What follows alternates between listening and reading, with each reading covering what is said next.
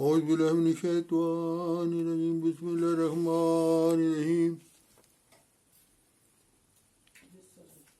ناظرین، اسلام پر پہلے جو تلوار کے حملے تھے، پھر علمی حملے جو ہیں وہ شروع ہو گئے، وہ مضمون جا رہا تھا۔ اب اس کی آخری قسط ہے، پیش کرنے کی کوشش کر رہا ہوں۔ سورۃ توبہ کی آیت نمبر 9 پیش کی گئی تھی، جو وہ چاہتے ہیں کہ اللہ کے نور کو اپنے منہ سے بجھا دیں، اور اللہ تعالیٰ ہر دوسری بات کو، یہ سوال ہی نہیں پیدا ہوتا ہے، اللہ تعالیٰ فرماتا ہے کہ وہ ہر دوسری اس بات کو رد کرتا ہے سوائے اس کے کہ اپنے نور کو مکمل کر دے، خواہ کافر کتنا ہی ناپسند کرے۔ تو وہ حالات اس قسم کے تھے کہ جو موجود تھے، آریہ بھی دریہ بھی اسلام پر حملے کر رہے تھے، اور مسلمان جو ہے وہ بے بسی کی حالت میں تھے، جو اپنے مذہب کے بھی بارے میں تقریباً وہ شرمندگی محسوس، ان کے پاس وہ دلائل نہیں تھے جو حملے کر رہے تھے، عیسائیت حملے کر رہی تھی۔ کمزور دلائل کی وجہ سے وہ مارتیں پیش کرنے لگے۔ تو یہ وہ زمانہ تھا کہ اسلام بے شک پست حالت میں تھا، اور مصر کا زمانے کے ظہور کے لیے نہایت ہی موزوں وقت تھا۔ ساری دنیا وہ اس کا پیشگوئیوں مطابق اس کا انتظار کر رہی تھی کہ وہ تحفظ مذہب کا دعویٰ کرے گا۔ یعنی اس وقت مادیت اتنی پھیل چکی تھی، وہ دعویٰ کرے گا اور اسلام کو اس کی اصلی حالت یعنی قرون اولیٰ کی شکل میں پھر بحال کر دے گا۔ یہ پیشن گوئیاں تھیں۔ بہرحال مسئلے جو تھے، حضرت مرزا غلام احمد صاحب قادیانی مسیح موعود مہدی موعود کا انہوں نے دعویٰ کیا، جس کو ہر ایک کو انتظار تھا۔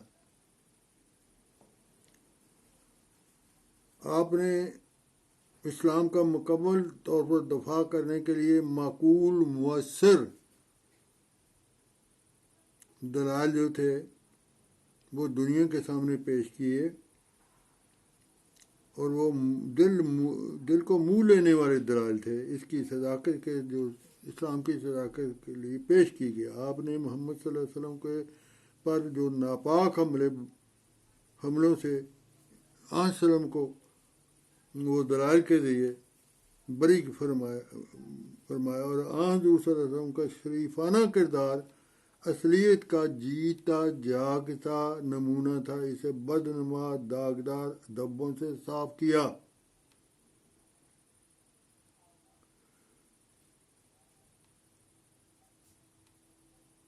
حضرت مسیح موعود علیہ السلام کا ایسا یہ کارنامہ تھا، یعنی اسلام کے دفاع کے لیے، جو مسلمان جو تھے بے بسی کی حالت میں ہو سکتے، دبے ہوئے تھے، جو وہ ایسا کارنامہ جو عیسائیت کی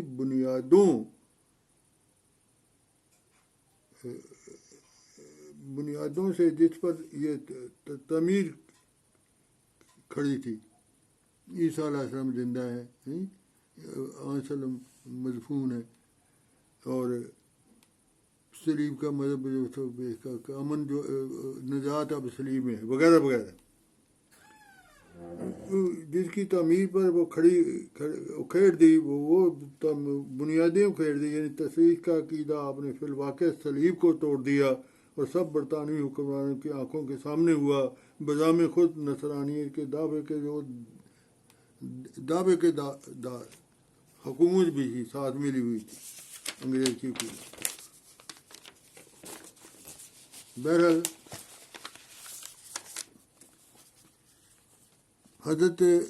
آپ نے حضرت عیسیٰ علیہ السلام کی وفات پر فرمایا ان کی کوئی نہیں ہوئی، ان کی بنیادیں لا دی، وفات نہیں ہوئی سلیب پر، اور یہ جو دلائل تھے وہ زندہ کرنے والے تھے اسلام کو. حضرت مسیح علیہ السلام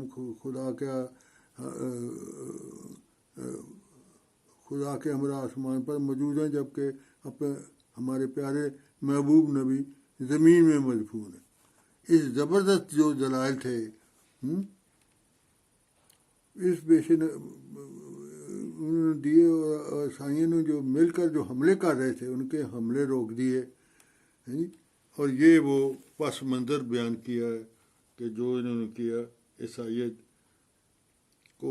پھر ایک زندگی پیدا ہو گئی، مسلمانوں میں بھی زندگی پیدا ہوئی. مسلم تحریکیں جو ہیں ان کے خلاف شروع ہو گئیں، لیکن جو دلائل کے ذریعے ان کو عیسائیت کو مردہ ثابت کیا، جو عیسائیت جاری تھی جس کا ذکر ہو رہا ہے، جو بگڑی ہوئی عیسائیت تھی، تو اسلام کو زندہ مذہب کے طور پر پیش کیا مسلمانوں کو.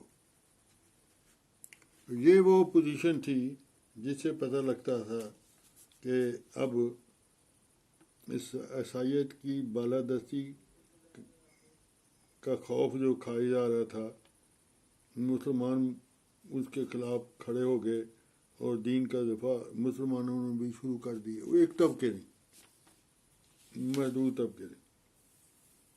اور بعض نے اپنے اوپر فرض کر لیا کہ قوم کو دنیا داری اور مغربیت سے پھسلن سے بچانا ہے. وہ کفر، فقدان اخلاق کے برابر سمجھتے تھے، جب کہ انہوں نے اعتدال کے رستوں کو نظر انداز کیا، انقلابی رول ادا کرنا شروع کیا. بہرحال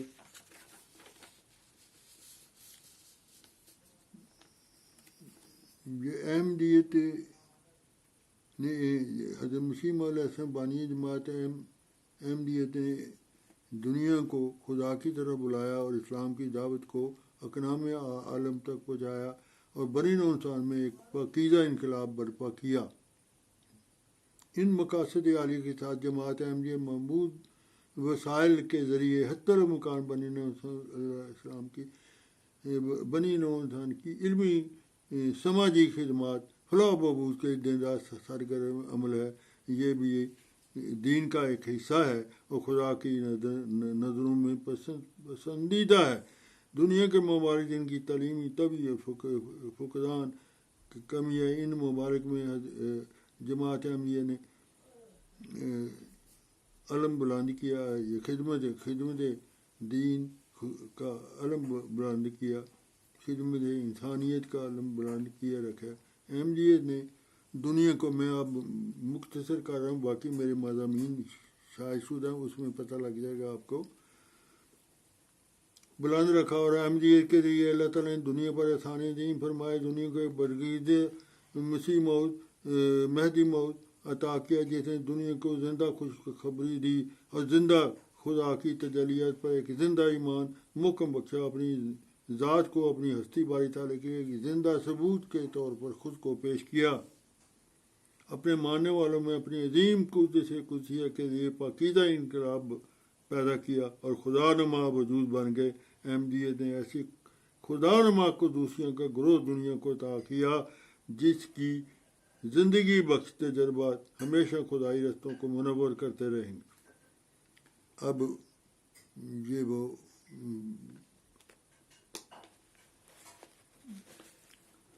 دراصل کثرت سلیب کا جو ہے، وہ جو آپ کا کارنامہ تھا، یہ بہت بڑا کارنامہ تھا. بائبل اور قرآن کے عزیز سے تاریخی ذخائر سے آپ نے مسیح علیہ السلام کی صلیبی موت کی بجائے اسے صلیب سے زندہ اتارا جانا ثابت کیا اور فلسطین کی جانب مشرق ہجرت کی بھی ثابت کی، طبی فات کو بھی ثابت کیا. خدا نے اپنے منتخب کے عین مطابق زبردست دلائل اور براہین کے ساتھ عیسائی عقائد کا یعنی بطلان ثابت کیا. آپ نے ایک نئے انداز میں کثرت سلیب کا فریضہ انجام دیا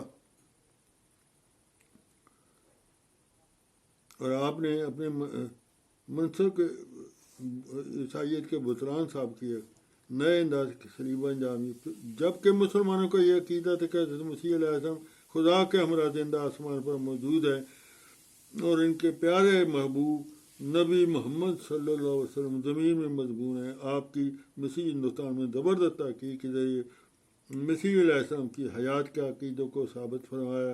عیسیٰ علیہ السلام کی طب وفات ثابت کی. احیاء اسلام کی جماعت اس تاریخ نے اسلام میں زندگی کی روح پھونک دی. گویا اسلام پھر سے زندہ ہو گیا. اس کے علاوہ تاریخ احیاء تاریخیں بالخصوص ہندوستان میں چل پڑیں جس کا مقصد مذہب کی طرف لوٹنا تھا. حضرت مسیح موعود علیہ السلام کے وفات کے بعد بھی خلفاء کرام جو تھے آپ کے قرآن مجید کی تعلیم کی روشنی میں اسلام دشمن باطل قوتوں کے خلاف جہاد جاری رکھا ہوا ہے. اشاعت اسلام عالمی اصلاح پر جاری ہے. خلفاء کرام نے قرآن کی ایسی گراں خدمات ادا کی کہ اہم دین کے مخالفین بھی اس خدمات کا برملا اعتراف کر چکے ہیں. اب اس کو میں نے مختصر کیا. میرے مضامین ہیں دجال مسیح ہے، یہ سارے